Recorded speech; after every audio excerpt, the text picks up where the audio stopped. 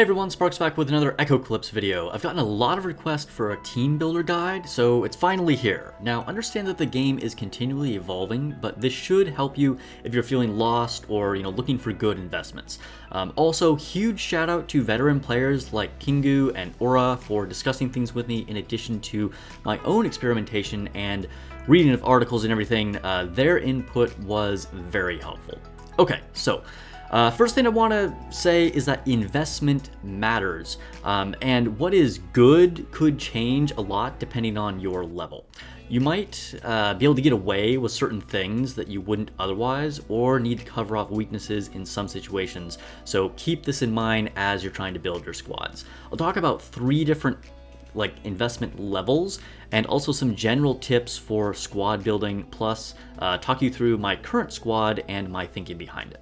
So let's take a look at low investment or free-to-play first. At low investment or free-to-play, you're going to have to use what you're lucky enough to get, right? So I'll give you some general team building tips in a moment, and some standout units to use right now are definitely Fenriru and Audrey. So Fenriru you're gonna get for free. She's excellent. She's just below the very top tier. And Audrey is an excellent unit for you to put the resources that you do have into pulling for. Now at mid investment, which is kind of what I would consider myself, or kind of a light spender to mid investment level, I think burn is a great strategy to go for, and I'll talk more about that later. And this is where I think a lot of players are, and you might want to avoid going for certain things and save for others. You're willing to put in some money, but you want to make sure you're doing it wisely if possible. Like right now, I wouldn't recommend pulling for Aiken or Kiki. However, Audrey is a great long-term investment, and Rayon is also a lot of value that can take you pretty far in the game. You don't have to rely on the gacha to get her copies, and you can get her to 4 stars for a reasonable dollar amount, making her far stronger than most units you'll be trying to pull for at their 1 or 2 copy level, and getting them to 4 stars is going to take way more pulls and potentially credit card swipes than you would need to do for Rayon. Alright, then you have your high investment or whale territory, and at this point, that has its own considerations that I'll talk about too. You probably are not as worried about power creep, and you can go all in on whatever the current strongest thing is, right? So stars and duplicates give more abilities and are hard to get, and this is something that's really important to know in this game. I mean, it's not particularly unique to this game, but not all games have this mechanic. But as you increase your amount of stars, you'll actually get more abilities unlocked, as well as changing the effects of the abilities on some units. So keep that in mind, and there are a lot of duplicates to get here. So each dupe will give you 60 biochips, which is technically what you use to break through your unit, as opposed to the actual dupe itself. So you'll get 60 of those at 1 dupe, and you can go up to and to go up to 4 stars, you need 1 copy for each star. So you'll use those 60 biochips, each star level, all the way up to 4 stars. And this is a great level, I think, for a lot of people to kind of stop at. You'll have unlocked a lot of things, and going past that, for 5 to 6 stars, you will need 120 copies or 2 dupes for each star. And then for the 7 star, you'll need 180 biochips or 30, that would be crazy, or 3 dupes for a total of 12 copies of that unit total to completely max them out. Now, this sounds really scary, and it is kind of crazy, but as I've said before, both the ceiling and the floor of this game are pretty high, meaning you can do a lot with just a single copy and a well-built team with some good equipment. Especially in PvE, you really don't need to stress. However, if you're trying to dominate in the highest levels of PvP, you're going to need those dupes, because inevitably some other whale at the top will have them, right? This is pretty true for most games. Like in Nikke, you can do a lot with a single copy. of a unit, especially if they are not your main DPS, or if you want to push a little more, you can go for max limit break, needing 4 copies total, but you really don't need cores, right? Which would take you all the way to potentially 11 copies of that unit. But if you're trying to be at the very, very top of the leaderboards, that's just what you need to do. Want to see more Nikke or Echocalypse videos? Please subscribe. I'm trying to get to 11K by the end of the year, and we're super close, and you can make that happen, so any subscriptions would really be appreciated.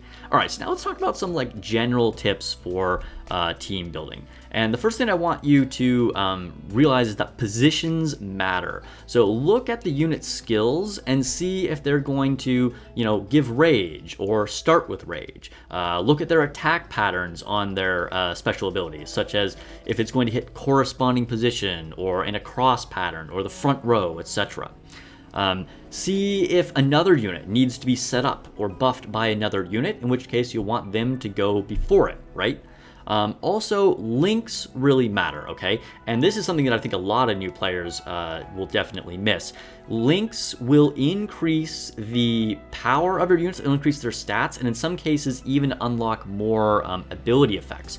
So when you're building your squad, if you already have like some units that you want to use, and then you're like pulling some more units on the like the guaranteed banner where you get to choose one of your 10 pulls there.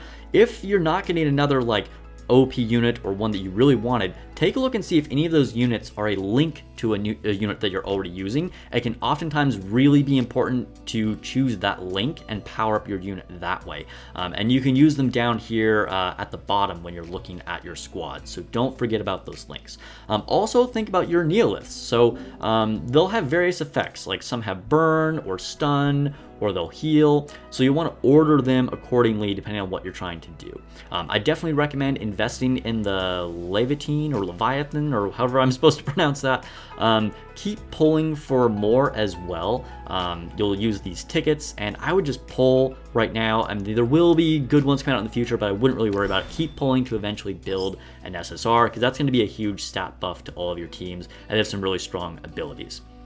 There's a lot of variation in like what you're using depending on what kind of units you have and your level of investment, but this is some really general guidelines that might help you. So think about having probably one primary DPS and maybe 1 to 3 secondary attackers, and then probably one healer, and then a couple of supports. This could be like one tank, or maybe some attack buffers or a debuffer, etc. I will tell you that at this point in the game, you probably want to weight more towards attackers than maybe you will in the future parts of the game. Like healing isn't nearly as important right now as it probably will become later on in the future. So think about that. So now let's talk about what would be like the quote-unquote best squad, like regardless of investment or cost, what is just like the ultimate thing you could do in this game. At this stage in the game, you can get away with things that you might not be able to in the future, like I was mentioning a moment ago. So as is the case with a lot of games, at the beginning, you can just stack a lot of DPS and blow through things that way. As the game matures and we get more units and more strategies are possible, that won't necessarily work. But for right now, if you are a whale that is going to 7-star the crap out of things, your best team is probably going to be something like Audrey, Aiken, Kiki, Vivi, Stara, and Rayon. You could potentially put Fenriru in there too. Something to keep in mind, Stara is kind of mid, but when you're going for an all-in crazy blitz team like this at high investment, she gets some pretty silly rage mechanics, especially when combined with Audrey, who's also giving rage. Okay, so now let's take a look at the burn comp, which is what I'm using. And I think potentially the ideal burn comp would be Shiyu, Winnow, Rayon, maybe Nephthys if you want some attack buffs and healing, and then Audrey for rage, and then an extra DPS like Aiken, who is probably the strongest one in the game right now. You could also potentially use Stara or Zawa here, depending on your level of investment. So now let's take a look at my comp, and I'm going for a burn comp here. That's sort of the central strategy on this. I think this is really good for mid-level investment because you can easily get Shiyu and also easily get copies of Rayon. So I'm using Audrey, Fenriru, Vivi, Winnow, Shiyu, and Rayon. The idea here is that Audrey will give regen and more importantly rage to the back row attackers. Fenriru is just a solid secondary DPS filler, and then Vivi will buff, could potentially be swapped for Pan if I need more survivability, or Zawa for certain situations where I want more debuffs on the enemy. And then I have Winnow, who will apply burn, and I'm lucky to have an extra star on her, so that makes her even better for me. Shiyu will also apply burn, and then Rayon will nuke the entire field, dealing even more damage to anyone who has burn. I'm also going to burn with the Leviathan Sword Neolith thing here, so I have that first in my Neolith lineup. Alright, thanks for watching, guys. A subscription would be really appreciated. If you're interested in directly supporting the channel, hit that join button. I provide 3 different tiers of membership with different perks, so check that out if you're interested. And I will see you guys on the next stream, and let me know if you have any additional questions or comments in the comments below. I'll see you guys later.